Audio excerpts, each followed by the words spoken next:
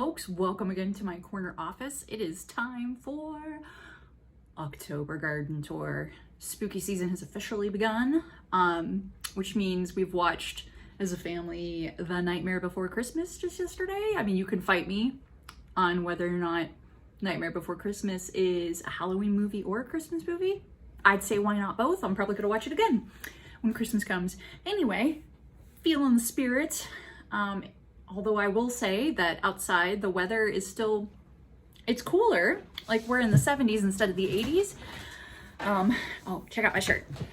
Nightmare Before Coffee. 100% accurate and on brand for me. Anyway, focus, Amber. The temperature outside is in the upper 70s most days. Which is definitely cooler than it has been. So it doesn't feel like summer anymore, but it doesn't always feel that much like fall.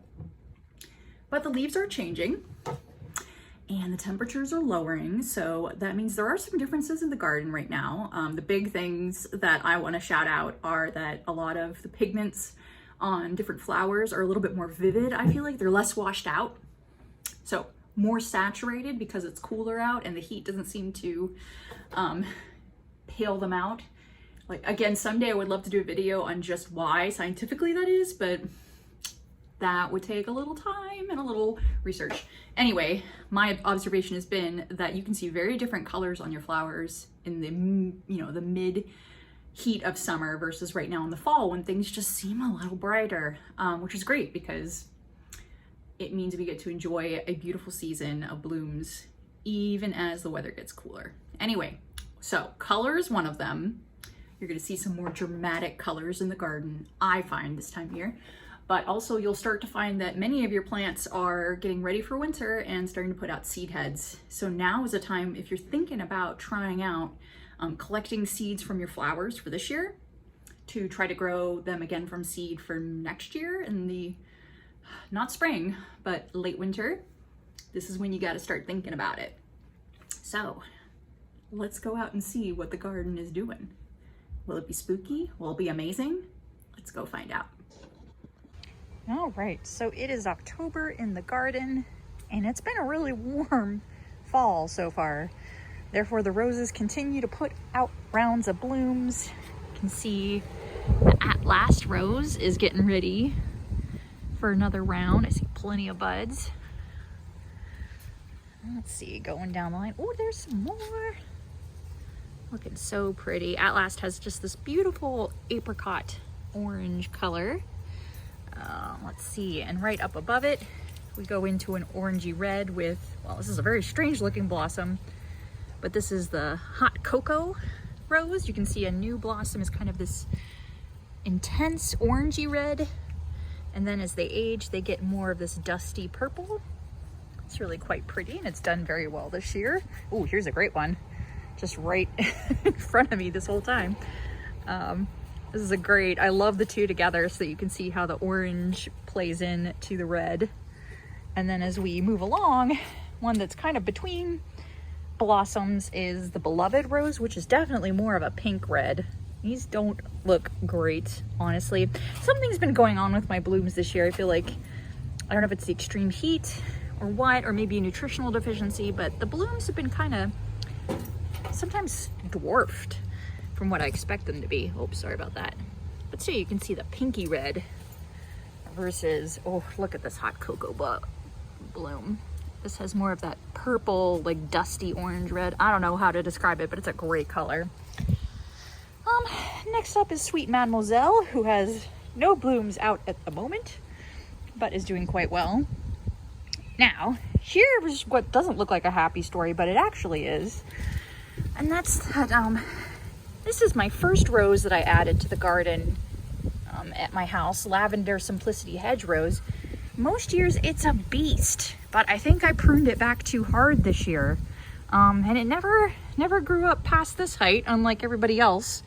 But I was kind of worried that it was dying. All the leaves had fallen off. But now I'm starting to see, as we cool down, here's a whole new set of growth. You can see the red leaves that are kind of new and a bud here.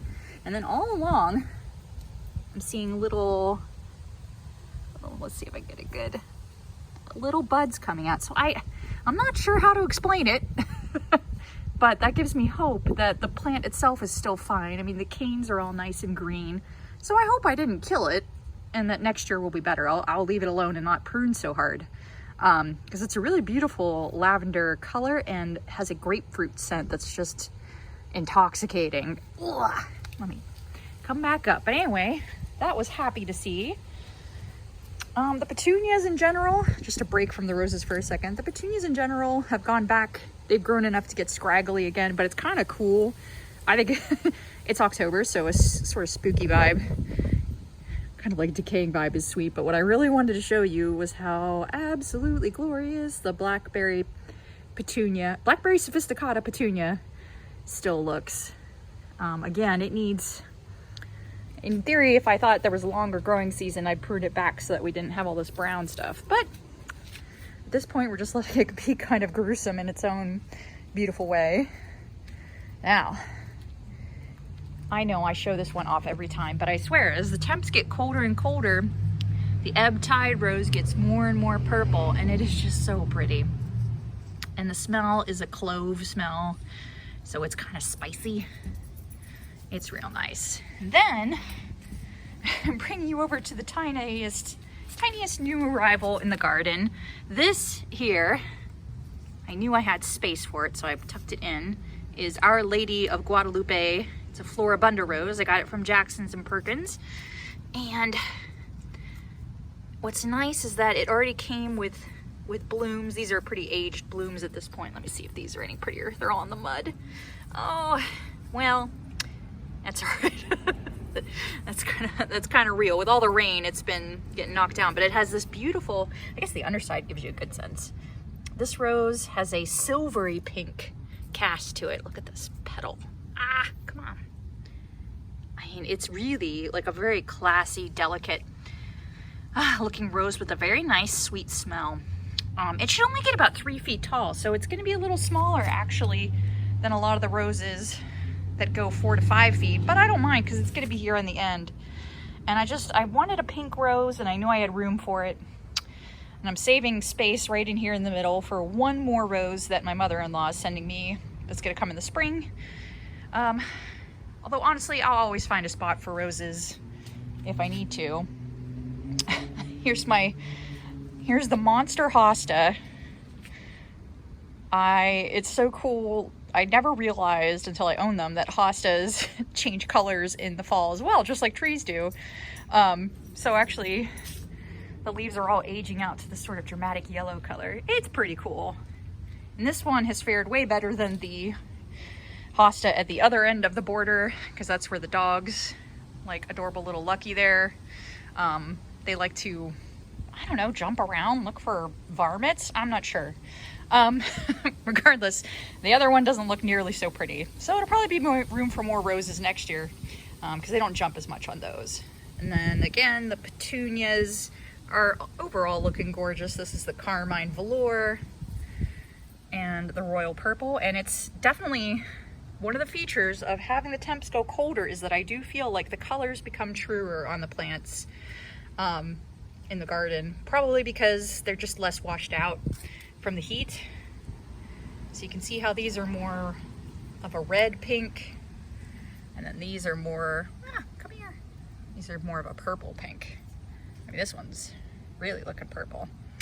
Anyway, again, this is not a combo I'm gonna repeat next year. I didn't really like how close they looked most of the year. Not enough contrast for me. All right, let's continue. We'll go past little Lucky here. She really wants to go back inside because her sister is sometimes a bully to her, but that's all right. We just want to check this out. The containers are still doing all right, but kind of looking scraggly and overgrown. But just to give you a sense of what they're looking like. Honestly, I'm waiting for the temps to get cold enough that I can swap out what's in these containers and put all my tulip bulbs and daffodil bulbs in for the spring and stick them in the garage. But it's not cold enough for that yet. It's a little bit of an awkward phase at the moment, but here we go. So that's how the containers are looking. Blueberries Although I'm a little worried here that this coleus has overshadowed this blueberry. It's kind of the risky run here, but they still look good.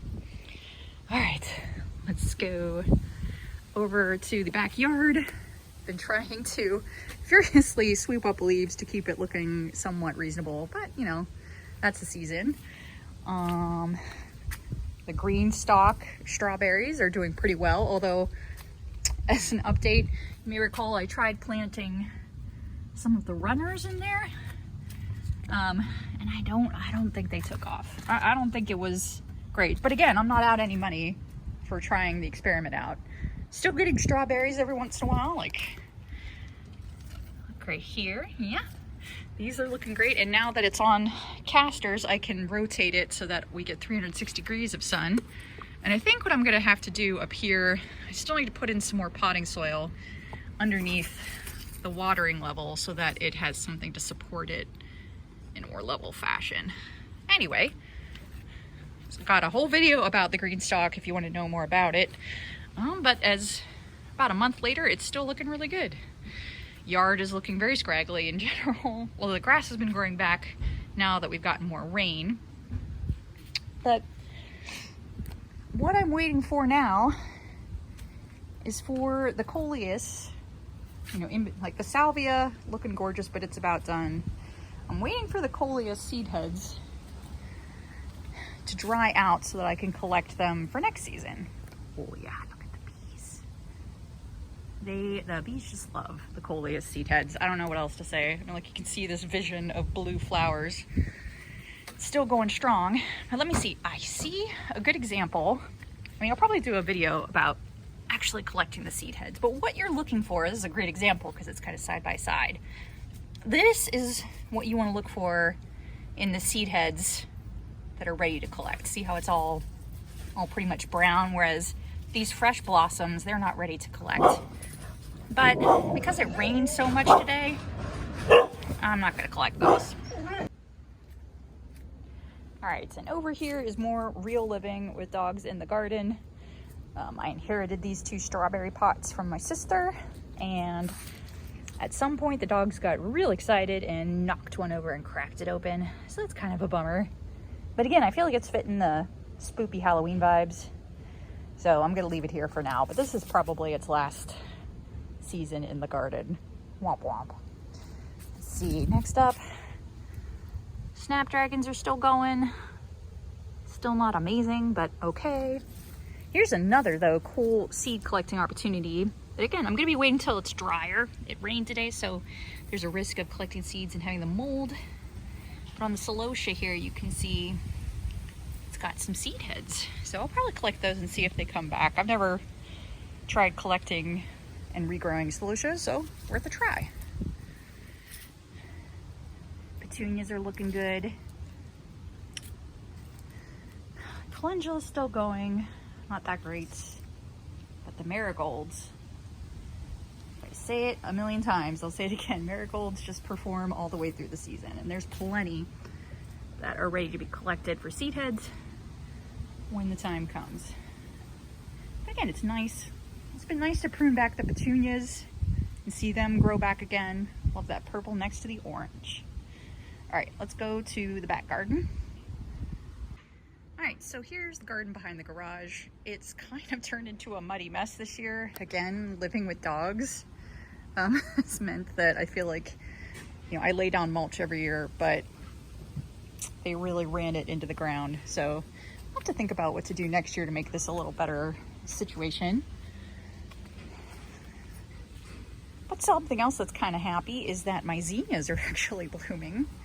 Because it's been hotter, we've gotten a little bit of a longer season, and they finally are coming back around. So these should be, I believe, more of the zinnia of the queen lime blotch, probably. But these are Bennery's Giant. They are like legit pretty darn tall and have some really pretty blossoms. Got this bright red, this pretty orange, and then honestly, I'm a big fan of the zinnia blooms before they even open all the way up, because they've got these pretty pet-like scales, like dragon scale on the side, that are just super cool. yeah, finally getting some zinnias to bloom, which it's taken all summer. Carnations, the dianthus on the other hand, still looks fine, but hasn't done anything. I don't know. Got a little bit of Thai basil that managed to make it all the way through the heat. Still growing cherry tomatoes. But this is definitely the time of year where tomatoes start to look pretty awful, I would say, and you're kind of past trying to take care of them. More green zebras. And I think I might have, this one's hard to tell. I think that this is another Brandywine pink, although it's got a pretty big split. It might still be okay. We'll see. Definitely a couple more green zebras still hanging around, doing their thing. Again, it's pretty gross back here, but it's kind of amazing that we still get some yield even into October. And there's your marigolds, still looking lovely underneath all the cherry tomatoes. We're still, like I said, we're still getting tomato yields. We've got little tomato blossoms still coming out, so I guess it's just gonna hang in there until the frost hits. Can't complain. Alright, so now for the driveway garden, and this is where in my last video I hinted at how many blossoms were going to be on the aster here, the bluebird aster, but now you really get to see it. And you can imagine if I didn't pinch this back all summer till July 4th, what it would end up looking like. It'd be kind of like super monstrously tall, whereas this way it stays more bushy, and boy is that a pretty color. So really happy. Oh, here's a whole nother clump back here. It's just lovely perennial. It's just gonna keep being vigorous, and actually I'm pretty sure, slow pan so that I don't make you barf. So over here is a wild volunteer, which you can see is pretty similar in its bloom shape, and I think that this is fleabane. I remember looking it up in my other garden because I thought, boy, it looks just like the aster, but it's not quite. But they're definitely related. You can kind of see, like, imagine those blooms. And then imagine these blooms. And then you got to imagine dahlia blooms, because I don't have any. This has been very frustrating this year. I spent a lot of money on my dahlia bulbs and only had one plant really bloom. Oh, although I will say, I do see right here, this will be one of the brown sugar. I don't want to bend it. That'll be a bloom. So maybe as it cools down, we'll get a little more. But yeah, I'm not sure. If anybody has had the situation where their dahlias are super green and healthy but don't have any blooms on them, hit me up, because I'm really bummed. I was excited about the colors this year, and I don't feel like I got really much production at all. Let's see. You can see some more seed heads here with the echinacea. Look at that. Woo. Although what I do with these guys, I'm pretty lazy. I don't really want to manage seed flats of echinacea, so besides the fact that they probably like the cold stratification that will come with being outside in the winter, so I just kind of sprinkle them down in there and hope they populate. But mostly I just don't stress about it. All right, another flower that's gotten a second wave now that it cooled down is this phlox. I'm pretty sure this is my neighbor's phlox that they let me dig up. It's a pink one, looking awfully pretty. That's coming back. I know that'll get bigger every year. But the rudbeckia are kind of chilling. I mean, there's still some new growth. They've got some new flowers. But again, this is a time where some things are just, they're done. They're done for the year, but they're starting to put out these cool seed heads that you can decide, do you want to leave them like that and have like a cool winter interest, or do you want to deadhead them? It's your garden, so like do what you want. Me, I just randomly sprinkle seeds to let them seed, self-seed for next year. All right. Have to be proud of my Halloween flag and my Halloween porch. I want to give you like a quick tour of it because I'm just pretty chuffed at how cute it is. Oh my. For one thing, The blue salvia are just the way to go. I've tried the other colors this year and blue is still the best. Sweet potato vine, you can see, really has been happy. The verbena, let's still see some here. The red verbena, like, they did all right, but they weren't as glorious as these two things. That's okay. Although I will say the Diamond Frost Euphorbia, these white flowers, that did a lot better than it did in my other house up north, so happy about that. And school was doing a fundraiser for these mumpkins, which are cute little pumpkin containers with giant mums. And man, I can't go a fall without mums, so I was happy to oblige. Got my little Halloween to Thanksgiving decor, fall decor set up. Let's see if you can see. Oh no. She's like, oh my God, I'm so excited. Don't want to rile up the Harley. I've got the obligatory corn stalks, more mumpkins. I mean, check out this mumpkin. I mean, come on. This is my hand.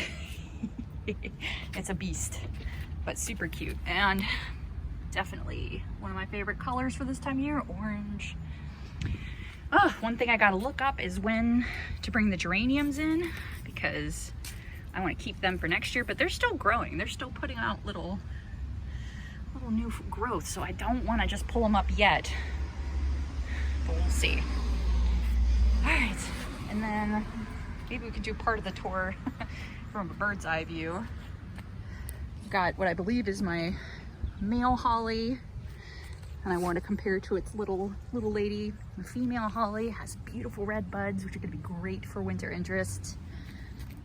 Hydrangea's looking great, but it's done blooming. Rhododendron's looking actually really good, which is great because some years it has looked scary, but it seems to be coming back with a lot of watering and fertilizing. My Haconocloa forest brass is also looking just lovely, and I'm excited that came back another year. And maybe you can spot the coral bells, the heuchera around the edge. I'm still working patch by patch to take out the red lava rock, so someday you'll be able to see it a little better. There's some of the Supertunia Vista Snowdrift that I planted late in the summer that still managed to get established.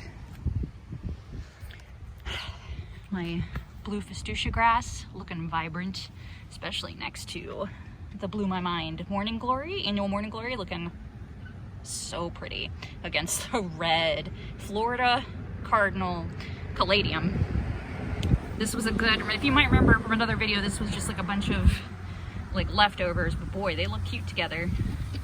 And then my Tropicana Cana that never really got as tall or as vibrant as I expected. Oh well. Again, getting near the end of the season, so just enjoying what I can.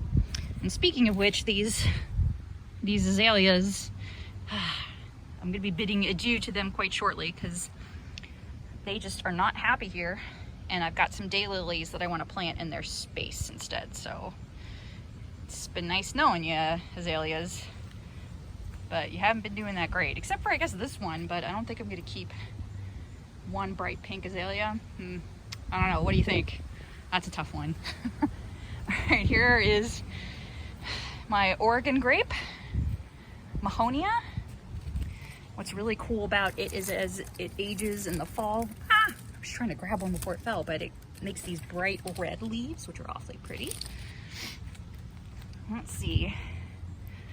My little lime hydrangea just loves this space to pieces. It is, I feel like it's doubled or tripled in size now that it's getting sun. So I'm excited that it's happy there. And we'll have more blooms to collect here in the future. And more heuchera, a Festucia grass that's not doing as well as the other two, but it's still got some healthy leaves on it. I don't know, we'll see if it comes back in the spring before we call it dead. My complete swath of Vista Snowdrift Supertunia, still looking pretty good, although you can tell just like all the other petunias, they're real scraggly underneath, but that's okay. Marshmallow Daisy, kind of looking okay. It wasn't as happy here as some of the other stuff, but boy, I'll tell you what was happy. Is my lavender, Lavender Grosso, and then Lavender Sensational. Really love this spot, and boy, that icy frosty blue color next to the juniper, the star juniper. That's the star juniper right here.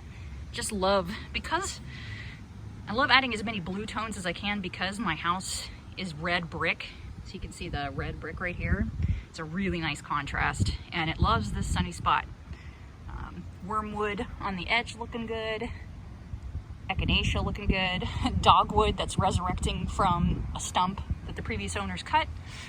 It's looking good. Basically everything, including this little blue stem, Schizosacrum.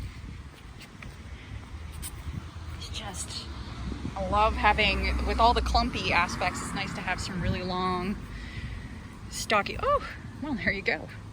Some really long stalks. We'll just put that back in there. See what happens. Yep. So that's just kind of my cute yard. My cute front porch. It's going to get more spooky here shortly, but with the rain I got a little put behind. But yeah, it's spooky season, everybody. My favorite time of year. All right, so that was the October 2021 garden tour. Lots of cool stuff going on in the garden, and apparently we still have time left to enjoy it. But I'll be watching those nighttime temps for sure, because we are going to start to get close to frost season. Traditionally in my zone in Michigan, it's going to be sometime in October. But every year is special, and certainly 2021 has been a very special year. So I'll just keep an eye on it. You keep an eye on your gardens, and I'll catch you in the next video. Always as a reminder, if you're enjoying my content, please like and subscribe so that you get the content right away and I know I'm on the right track. And again, let me know, number one, is the Nightmare Before Christmas and Halloween video or a Christmas video or both? But also, if you are collecting any seeds, I want to know, because maybe you are thinking of something that I'm not thinking of. I'm mainly going to be collecting marigolds, coleus, and celosia, because that's the first year I've had celosia go to seed in my garden. So let me know if you're collecting anything else. Maybe it'll remind me that there's something I'm forgetting, or I can hear how your collection turns out next year. All right. Happy October, everybody. Stay spooky. See you later.